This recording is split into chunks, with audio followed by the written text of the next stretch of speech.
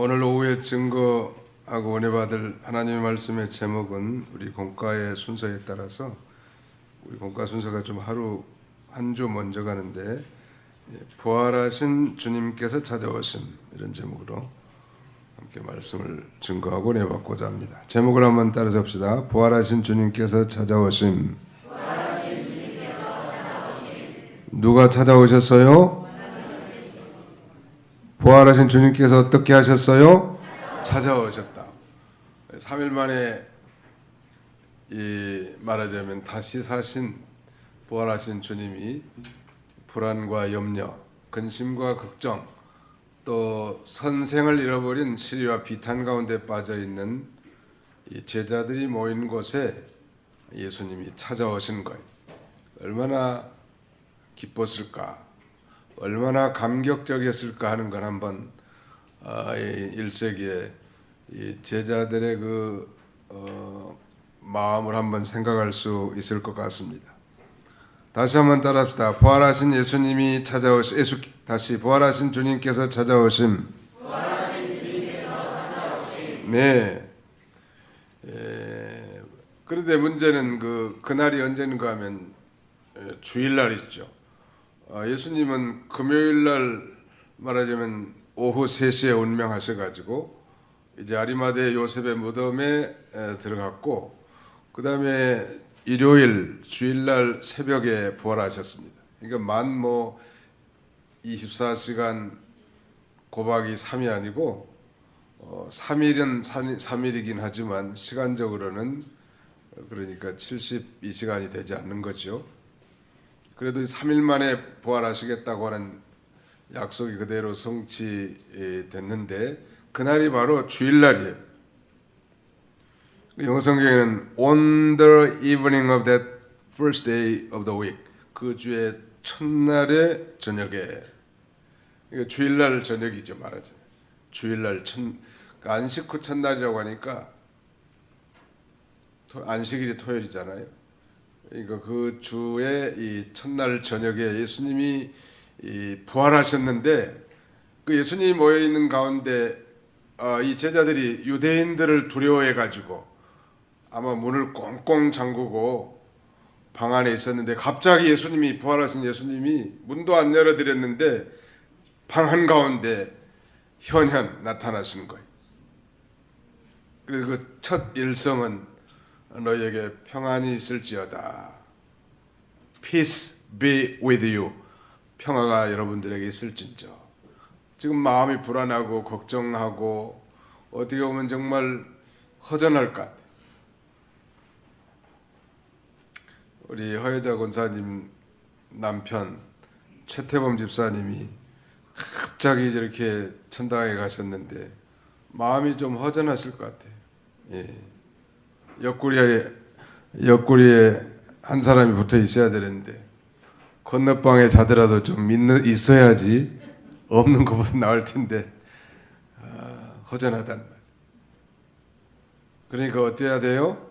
있을 때 잘해야 돼. 있을 때 잘하라고. 아무튼 못난 영감이어도 있을 때 잘해야 돼. 예수님이 그렇게 예수님만 모시고 살면 경제적인 문제, 인생의 모든 문제가 다 해결될 줄 알고, 심지어는 이 로마의 식민자에서 해방되어서 조국을 광복시키고 위대한 다윗의 왕국을 건설해서 전 세계를 지배해보고자 하는 이런 헛된 하나님 나라에 대한 야욕이 불탔는데 어느 날 고난 당하시더니 힘없이 죽으셔버렸단 말이에요. 얼마나 허탈하겠어요. 그런데 바로 이 3일 만에 그 주일날 저녁에 제자들이 모인 가운데 예수님이 부활하신 몸으로 이렇게 오신 거예요. 이게 문이 다 잠겨있는데 한가운데 오신 거 보면 부활체는 시간과 공간을 초월할 수 있는 몸이죠. 먹어도 되고 먹지 않아도 되고 동시에 어느 곳에나 있을 수 있고, 그야말로 이 공간을 초월한 그런 몸으로 부활하셨는데 그 자리에 한 인간이 빠져 있어요. 누가 빠져 있겠습니까?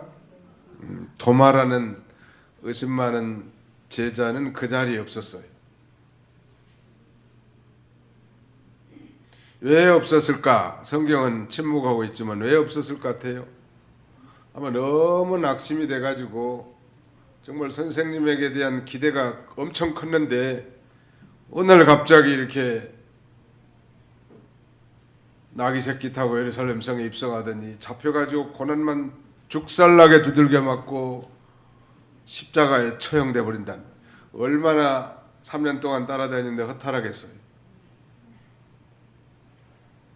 그럼에도 불구하고 나머지 제자들은 이렇게 한 공간에 방 안에 이렇게 모여 있는데 예수님이 부활하셨고 그때의 감격은 그야말로 이루 말할 수 없었을 것 같아요. 뭘 보고? 부활하신 예수님을 보고. 거기 잠깐 보실까요? 요한복음 제20장 이날 곧 19절 이날 곧 안식 후 첫날 저녁 때 제자들이 유대인들을 두려워하여 모인 곳의 문들을 닫았더니 예수께서 오사 가운데 서서 이르시되 너희에게 평강 있을지어다 이 말씀을 하시고 손과 옆구리를 보이시니 제자들이 주를 보고 어떻게 하였더라? 기뻐하였더라. 우리는 그냥 기뻐하였더라 이렇게만 표현해 놨는데 영어 성경 NIV에는 이렇게 해놨습니다. The disciples were overjoyed when they saw the Lord. 그들이 주님을 보았을 때 overjoyed, joy가 기뻐하다는 말인데 엄청나게 넘치도록 즐거워하고 기뻐했다는. 야 정말 선생님 말씀하신 대로 과연 부활하셨구나. 그야말로 즐거움으로 가득 찬 거예요. 그래서 우리 부활하신 주님께서 찾아오셔서 먼저 하신 것은 저들에게 평강을 주신 거예요. 예수께서 오사 가운데 서서 이르시되 너희에게 평강이 있을지어다. 또 21절에도요. 예수께서 또 이르시되 너희에게 평강이 있을지어다. Peace be with you. May peace be with you. 너희에게 평강이 있을지어다. 이렇게 우리 주님은 우리에게 평강 주시기를 원하시죠. 이 평강은 이 세속적인 평강이에요. 세속적인 평강, 육체적인 평강, 정신적인 평강을 훨씬 뛰어넘은 구원 얻는 결과로 나오는 그 영적인 평강, 이걸 주시기를 원하십니다. 예수님이 나귀 타고 입성하신 것도 평강의 왕, 평화의 왕으로 오셨다고 했는데 하나님 원수된 우리로 하여금 구원을 얻게 하고 그 구원받은 결과로 오는 그 위대한 하늘의 평강, 그것을 주신 거예요. 빛이 있으라 하나님이 말씀하셨을 때 창조주의 명령을 따라 빛이 있었던 것처럼 너희에게 평강이 있을지어다 하니까 마음에 평안한 것. 여러분 두려웠던 아이에게 엄마가 안아주면서 걱정하지 말라고, 엄마가 있다고. 그러면 그 두려워하던 아이가 평안한 것처럼. 우리 집에는 5살 난 개새끼가 한 마리 있습니다. 애완견인데요. 이름은 제가 여러 번 얘기했으니까 알 거라. 이름은 드림이에요. 드림. D-R-E-A-M. 꿈이란 말이죠. 드림. 제가 진 게 아니고 우리 애들이 지어놓은 건데. 그 산책할 때 어느 날 갔는데 큰 진돗개가 2마리가 주인이 밧줄을 이끌면서 오는데 이상한 소리를 내더라고. 근데 전에 그 두려워하면서 힘들었을 때 하는 소리야. 그 소리는. 이 개들도 몇 가지 그 언어가 있거든요. 아주 즐거웠을 때 어리광하는 것도 있고, 아주 뭐 콩콩 칠 때도 있고, 아주 개미소리 같이 들어가는 이 그런 소리는 두려울 때, 주인이 갑자기 떠나버린다든지 무서운 짐승이 달라든다든지. 그래서 안아주니까 이 개새끼가 말이죠.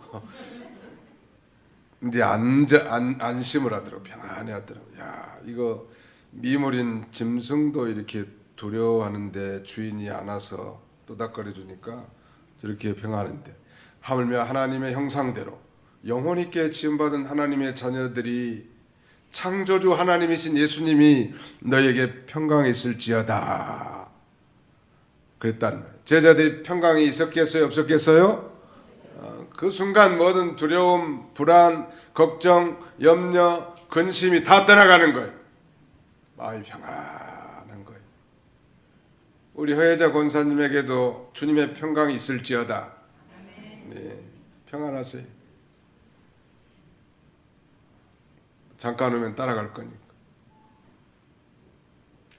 주님의 이 평강의 선물이 하늘에서 떨어지면 어떤 두려움과 염려와 근심, 걱정 속에서도 사람은 평안해지는 거예요.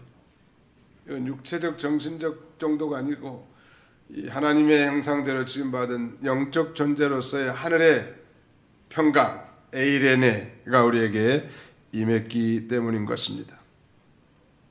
우리 주님은 우리에게 불안을 주시는 분이 아니에요. 교회에서 뭐 불안하고 막 염려하고 서두르고 막 두렵게 만들고 이런 건 다 마귀 음성인 줄 알면 돼. 사람은 선하게 생겼어도 불안하게 하고 뭐 갑자기 뭐 큰일하게 만들려고 하고 사람을 걱정하게 만들고 아니 뭐 일주일간 걱정했으면 말지 주일날까지 가가지고 걱정하게 만들고 두렵게 만들고 부담 갖게 만들면 되겠냐. 자기가 하나님의 말씀을 듣고 회개하지 못한 죄에 대한 경각심을 갖고 회개하는 건 좋지만 아니다. 주님 앞에 나오면 영적 위로와 평강을 얻어야 또 한 주간 이 세상에 나가서 살 수 있지 않겠어요? 믿으시면 아멘 합시다. 불안을 조장하지 마라. 교회에서 백성들을 낙심하는 말 시키지 말고 교회에서는 아무튼 격려해주고 위로해주고 소망을 북돋아주고 할 수 있다고 이렇게 세워주고 좋은 말로 해주라는 거야. 교회에서 노력을 그렇게 해야 됩니다. 사람의 믿음이 있는 것 같고 얼굴은 반반하게 생겼는데 말은 사람에게 상처를 콕콕 찌르는 그런 은근한 공격, 이것도 성령으로 고침받아야 돼. 그래서 좀 부드러워야 돼. 그래서 그 사람과 같이 있으면 마음이 편안해야지. 그 사람만 있으면 마음이 불안하면 되겠어요? 안 되겠어요? 그러면 안 돼. 아, 저분하고 같이 있고 싶다.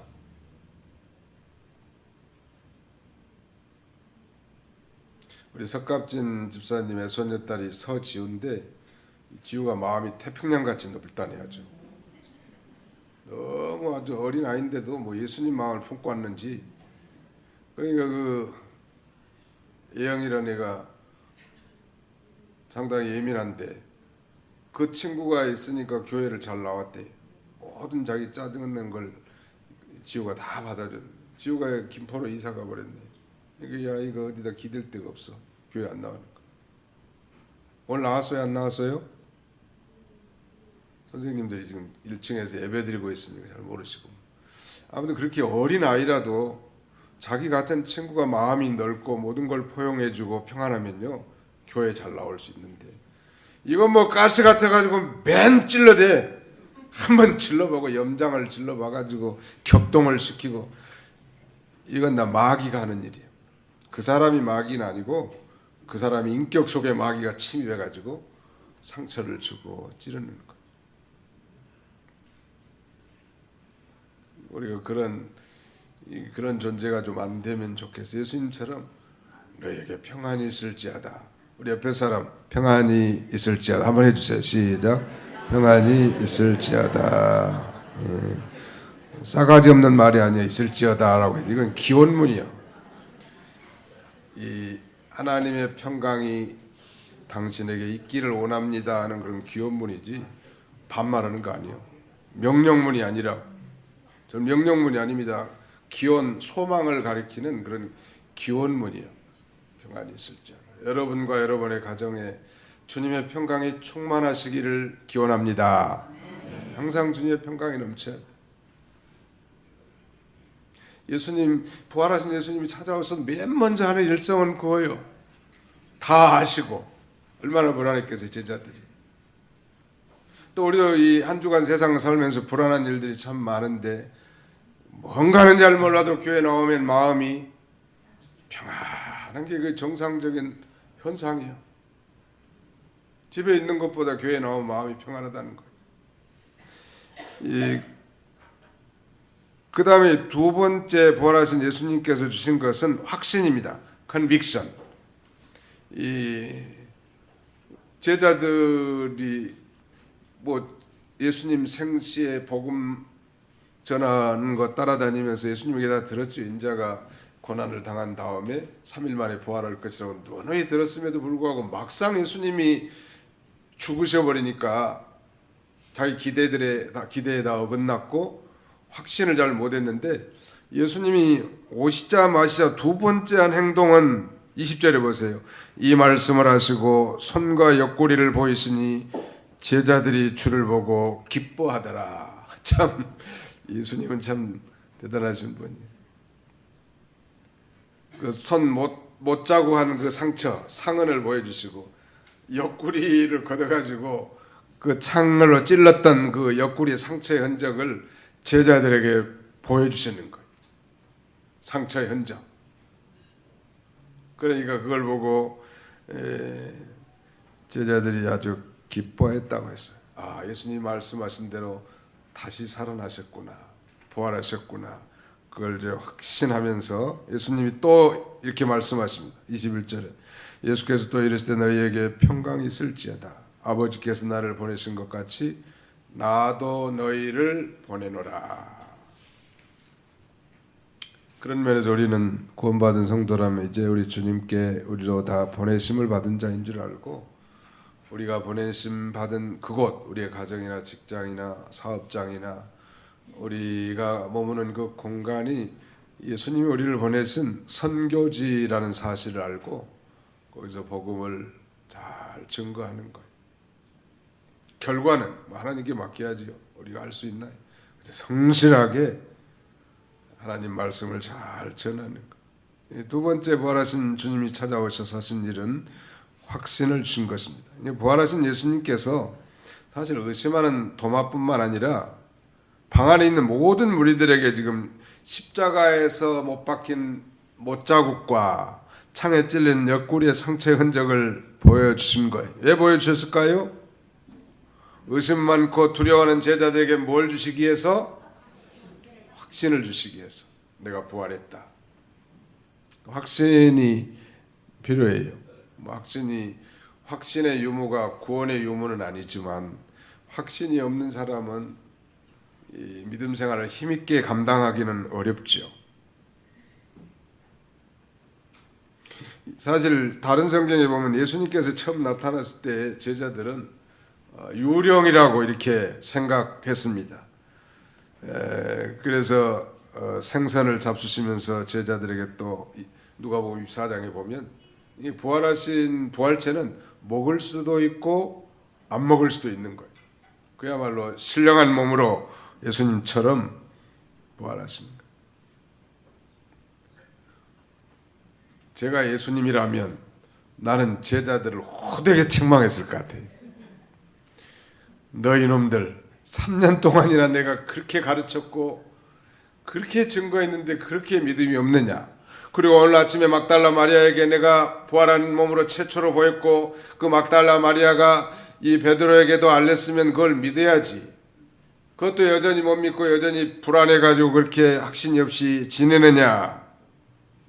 또 천사가 부활을 전해주었던 일들도 상기시키면서 그렇게 믿음이 없느냐고 아무개 집사님 이러면서 책망을 했을 수도 있겠는데, 예수님은 참 속도 좋으셔. 따라서 예수님은 속도 좋으십니다.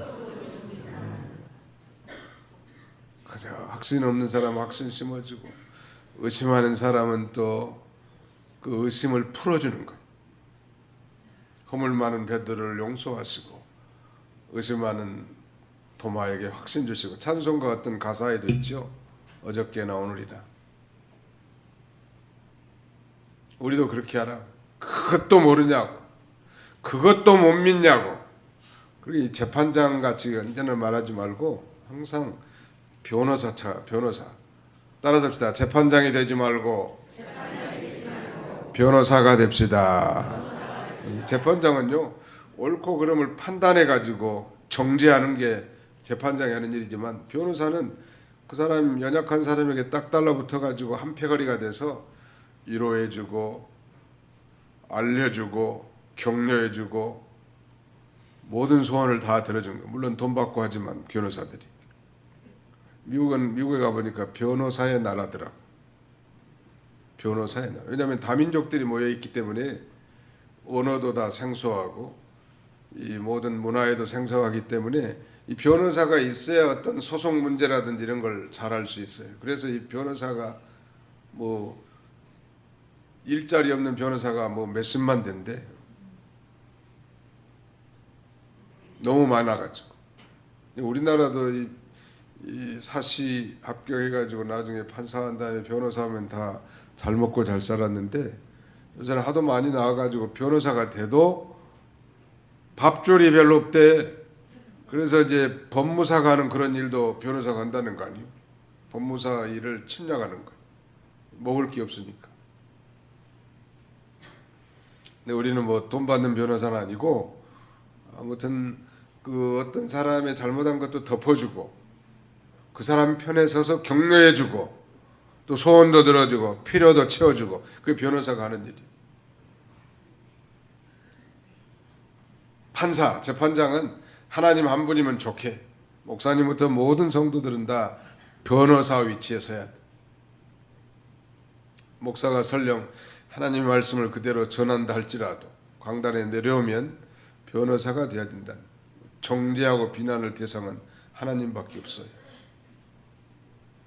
이런 의심이 많은 제자들에게 예수님께서 이런 확신을 주셨습니다.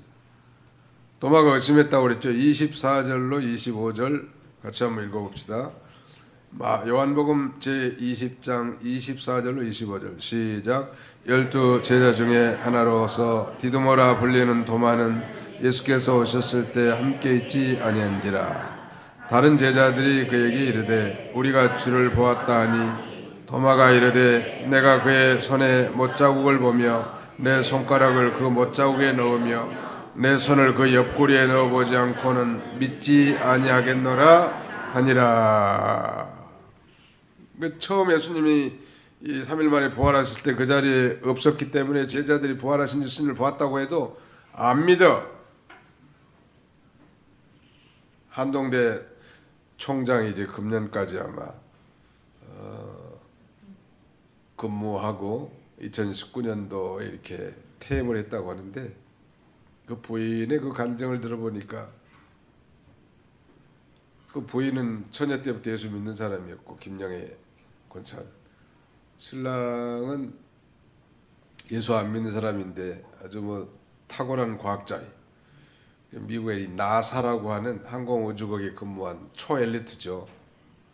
그래도 집안 소개로 이제 만나가지고 했는데, 뭐 그 김영애 권사가 나는 예수 믿지 않는 사람과는 결혼하지 못한다고.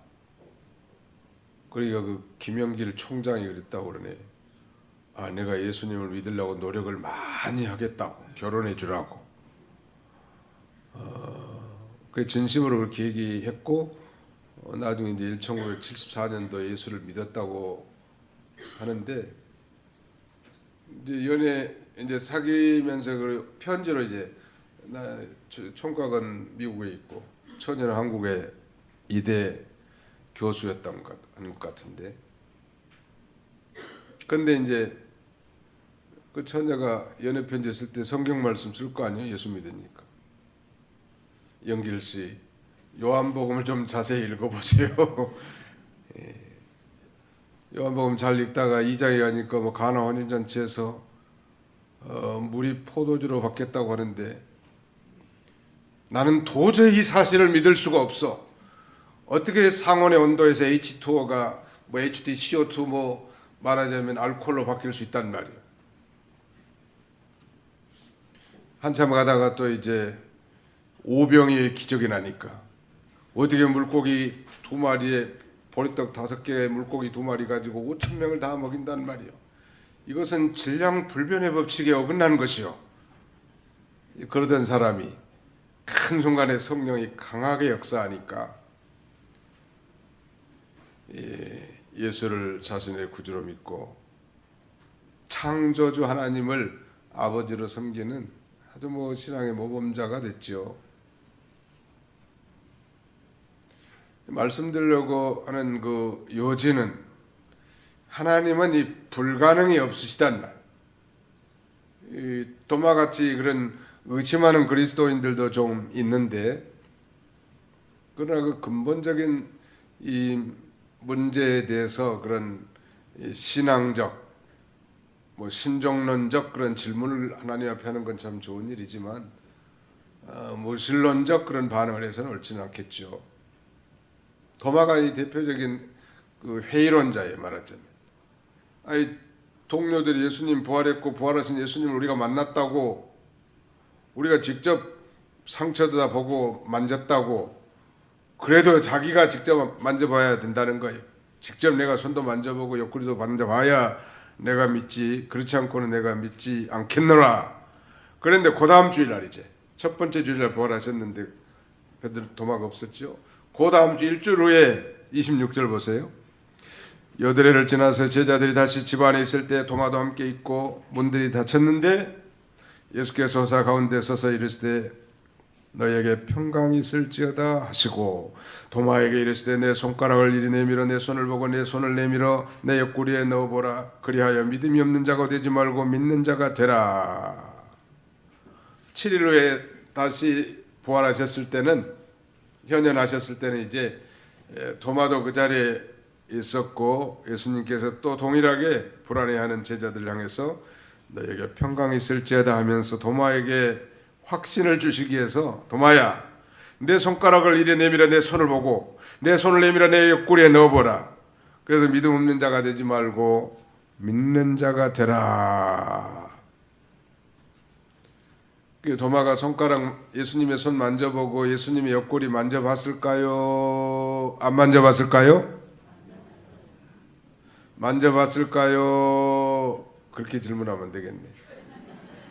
도마가 부활하신 예수님의 옆구리에 손을 넣어 봤을까요? 아니, 안 넣어봤을까요? 안 넣어봤을까요? 안 넣어봤어. 안 넣어보고도 당장 이런 위대한 신앙 고백을 합니다.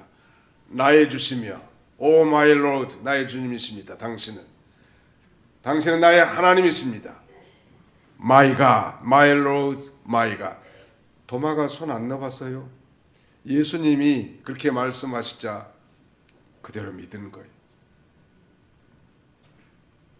그러면 예수님이 한마디 덧붙이죠. 29절에 예수께서 이르시되 너는 나를 본고로 믿느냐? 보지 못하고 믿는 자들은 복되도다. 보지 못하고 믿는 자가 더 복된 거예요. 왜 그 제자들이 부활하신 예수님을 처음부터 잘 못 믿었는가? 제자들이 기대와 예수님의 사역이 좀 자기 기대에 못 미쳤기 때문에 그렇죠. 대개 이 제자들은 영광의 메시아는 기대했으나 고난과 순환의 메시아는 생각하지 못했단 말. 성경은 분명히 예수님이 고난 당하시고 3일 만에 부활하실 걸 분명히 약속하고 있죠. 자, 누가복음 24장 한번 보실까요? 누가복음 24장 44절로 46절. 누가복음 24장 44절로 46절입니다. 같이 읽어보겠습니다. 누가복음 24장 44절로 46절 시작. 또 이르시되 내가 너희와 함께 있을 때 너희에게 말한 바 곧 모세의 율법과 선지자의 글과 시편에 나를 가리켜 기록한 모든 것이 이루어져야 하리라 한 말이 이것이라 하시고, 이에 그들의 마음을 열어 성경을 깨닫게 하시고, 또 이르시되 이같이 그리스도가 고난을 받고 제3일에 죽은 자 가운데서 살아날 것과, 고난을 받고 제3일에 죽은 자 가운데 살아날 것과, 그걸 설명해 준 거예요. 예수님이 엠마오로 가는 이 심령이 어두운 제자들에게. 영국 속담에는 no crown, no cross, no crown이라고 하는 속담이 있는데, no cross, 십자가 없이는 no crown, 면류관이 없다. 즉 바로 예수님이 고난 당하시고 그 다음에는 영광의 이 부활이 있게 된 거 아니겠습니까? 그걸 생시에다 말씀했는데 그걸 안 믿어서 그런 거예요. 우리 그리스도인들도 그런 것 같아요. 우리가 고난 다 싫어하잖아요. 질병보다는 건강을 좋아하고, 이 불통보다, 곤고함보다는 형통함을 좋아하고, 실패보다는 성공을 좋아하고, 그 인간의 본성이 있죠. 근데 참 중요한 것은 이 고난 가운데서, 어려움 가운데서 우리는 그 어려움을 통과하면서 우리는 놀라운 하나님의 영광을 체험하게 되어 있습니다. 그게 비밀이에요. 이 고난을 싫어해야 되겠어요? 좋아해야 되겠어요? 대답이 시원찮아요. 보니까 그리스도께서 우리에게 은혜를 주신 것은 그를 믿을 뿐만 아니라 또한 고난도 받게 하려 하심이니라. 여러분, 그 고난 가운데서 진정한 주님의 영광을 발견하게 해놓은 거예요. 그것이 패러독스한 일이지만 사실이란, 정말 일이 잘 되고 형통하고 모든 게 잘 될 때는요, 주님의 음성이 잘 안 들려. 가까이도 잘 안 하고. 사람의 본성이 누구나 다 마찬가지. 어떤 고난 가운데 계시더라도 낙심하지 말고 또 하나님을 가까이 하는 복된 계기가 다 되시기를 주님의 이름으로 축원합니다. 기도하겠습니다.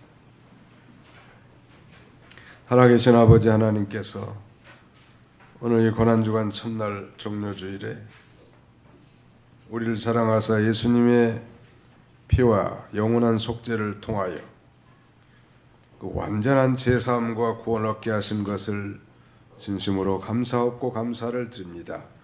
뿐만 아니라 시마다 때마다 예수의 피를 힘입어 성소에 들어갈 담대함을 우리에게 주셨사오니 어떤 어려움이 있더라도 주님 앞에 나와서 기도하고 그의 피를 의지하여 주 앞에 간구함으로 주님의 음성을 듣고 문제를 해결받는 그런 저희들이 다 되게 해주시고, 세상 살면서 여러 가지 시련과 비탄과 불안과 걱정과 두려움 속에 살다가도 우리 주님의 음성을 듣고 주님 앞에 나올 때 하나님의 평강으로 충만하게 채워주시고 진리에 대해서 확신을 가져서 당당하게 성숙한 그리스도인들로 살아가기에 부족함 없는 저희가 다 되게 해 주시옵소서. 고난 중에서도 주님의 음성을 듣게 해주시고 극심한 질병과 고난 가운데서 주님의 영광을 맛보고 체험하는 그런 저희들이 다 되게 해 주시옵소서. 예수님의 이름으로 기도하옵나이다. 아멘.